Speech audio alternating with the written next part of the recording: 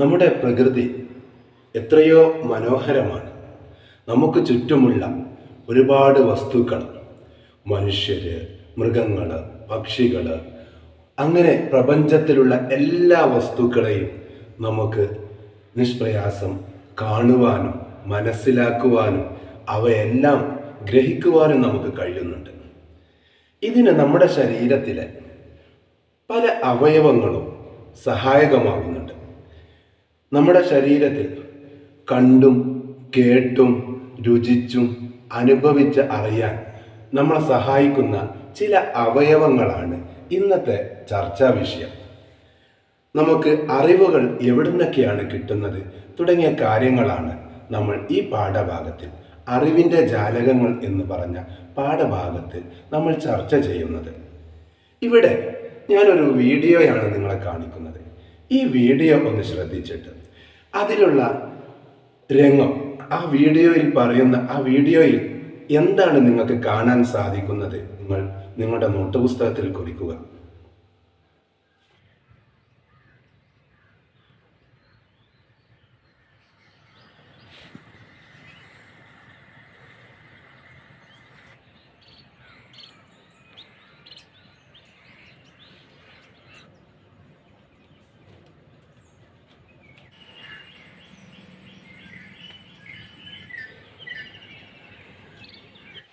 Video നിങ്ങൾ കണ്ടല്ലോ.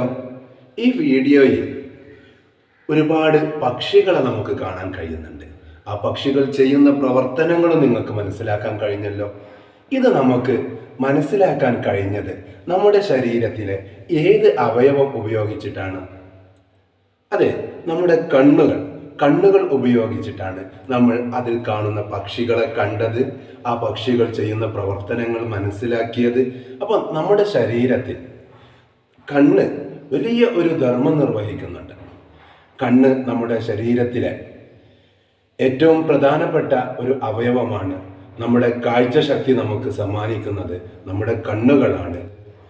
നമ്മൾ ഒരു വസ്തുവിനെ കണ്ടു കഴിഞ്ഞാൽ, ഉദാഹരണത്തിന് ഒരു മരത്തെയാണ് നമ്മൾ കണ്ടത് എങ്കിൽ അത് ഏതു മരമാണ്, അത് എത്ര അകലത്തിലാണ് നിൽക്കുന്നത്, അതിൻ്റെ ഉയരം എത്രയാണ്, അതിൻ്റെ വണ്ണം എത്രയാണ്, അത് ഏത് നിറത്തിലാണ്, അവയുടെ ഇലകളുടെ ആകൃതി എങ്ങനെയാണ്, അതിന്മേൽ പഴങ്ങളുണ്ടോ പഴങ്ങൾ ഇല്ലേ തുടങ്ങിയുള്ള ഒരുപാട് കാര്യങ്ങൾ മനസ്സിലാക്കാൻ കഴിയുന്നത് ആ വസ്തുവിനെ നമ്മൾ നമ്മുടെ കണ്ണുകൊണ്ട് കണ്ടത് കൊണ്ടാണല്ലോ.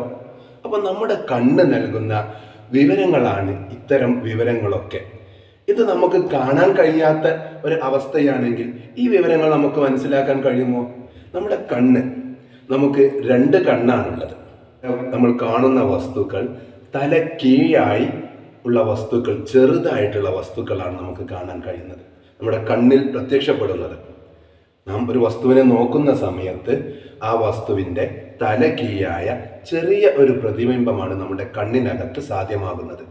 പിന്നെ എങ്ങനെയാണ് അതിൻ്റെ യഥാർത്ഥ വലിപ്പം നമുക്ക് മനസ്സിലാക്കാൻ കഴിയുന്നത്?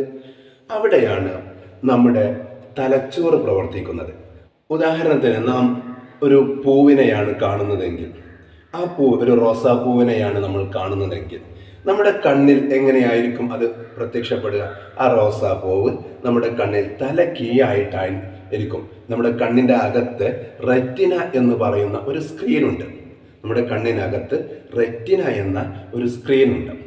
ആ സ്ക്രീനിൽ തല കീഴായിട്ടുള്ള ഒരു പ്രതിബിംബം, ചെറുതും തല കീഴായതുമായിട്ടുള്ള ഒരു പ്രതിബിംബമാണ് നമ്മുടെ കണ്ണിൻ്റെ അകത്ത് പതിക്കുക.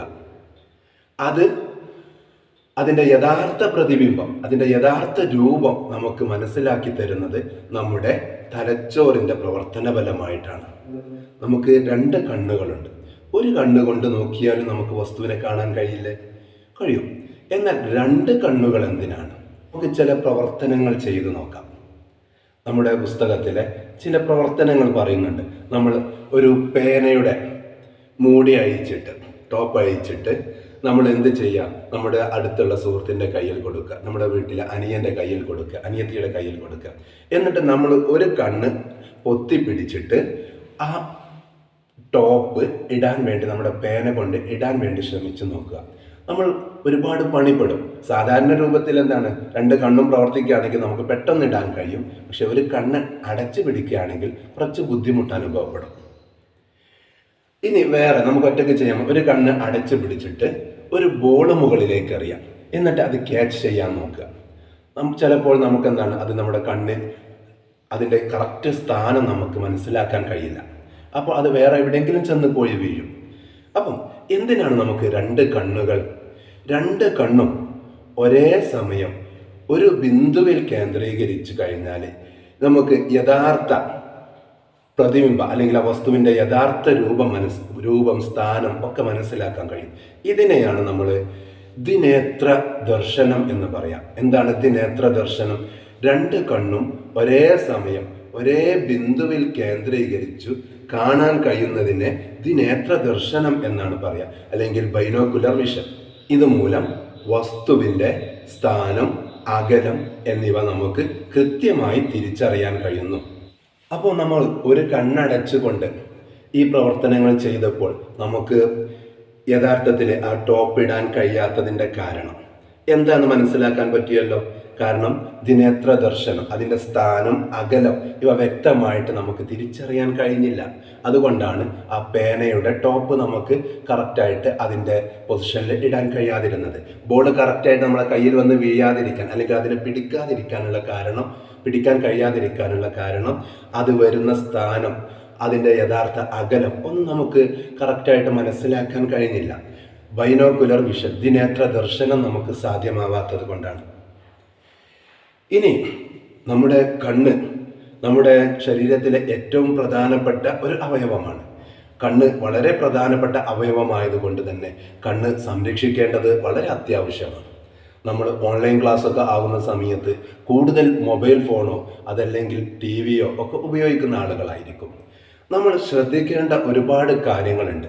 നമ്മുടെ കണ്ണ് കാഴ്ചശക്തി നഷ്ടപ്പെടാതിരിക്കണമെങ്കിൽ, കാഴ്ചശക്തി മങ്ങിപ്പോവാതെ കുറയാതിരിക്കണമെങ്കിൽ ഒരുപാട് കാര്യങ്ങൾ നമ്മൾ ശ്രദ്ധിക്കേണ്ടതുണ്ട്. എന്തൊക്കെയാണ് നമ്മൾ ശ്രദ്ധിക്കേണ്ടത്? പൊടി വീണാൽ അത് ഊതുകയോ തിരുമുകയോ ചെയ്യാതെ അത് തണുത്ത വെള്ളം ഉപയോഗിച്ച് വൃത്തിയായിട്ട് കഴുകുകയാണ് വേണ്ടത്. കണ്ണിലേക്ക് വെള്ളം ധാരാളം ഒഴിച്ചിട്ട് കണ്ണ് തണുത്ത വെള്ളം ഉപയോഗിച്ച് കഴുകുക. മങ്ങിയ പ്രകാശത്തിലോ തീവ്രമായ പ്രകാശത്തിലോ യാത്ര ചെയ്യുന്ന സമയത്തോ ബസ്സിൽ യാത്ര ചെയ്തുകൊണ്ടിരിക്കുന്ന സമയത്തോ നമ്മൾ പുസ്തകങ്ങൾ വായിക്കാതിരിക്കുക. TV കാണുന്ന സമയത്ത് അതല്ലെങ്കിൽ മൊബൈൽ ഫോൺ ഉപയോഗിക്കുന്ന സമയത്ത് നമ്മൾ റൂമിൽ ആവശ്യത്തിന് വെളിച്ചമുണ്ടായിരിക്കണം. TV കാണുന്ന സമയത്ത്, മൊബൈൽ ഫോൺ ഉപയോഗിക്കുന്ന സമയത്ത് റൂമിൽ ആവശ്യത്തിന് വെളിച്ചമുണ്ടായിരിക്കണം.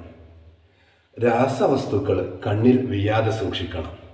കളിക്കുമ്പോൾ കൂർത്ത വസ്തുക്കൾ കണ്ണിൽ കൊള്ളാതെ നമ്മൾ പ്രത്യേകം ശ്രദ്ധിച്ചു വേണം കളിക്കാൻ. അപ്പം ഒരുപാട് കാര്യങ്ങൾ നമ്മൾ കണ്ണ് കേടുവരാതിരിക്കാൻ, കണ്ണിൻ്റെ കാഴ്ചശക്തി നഷ്ടപ്പെടാതിരിക്കാൻ വേണ്ടി നമ്മൾ ശ്രദ്ധിക്കേണ്ടതുണ്ട്.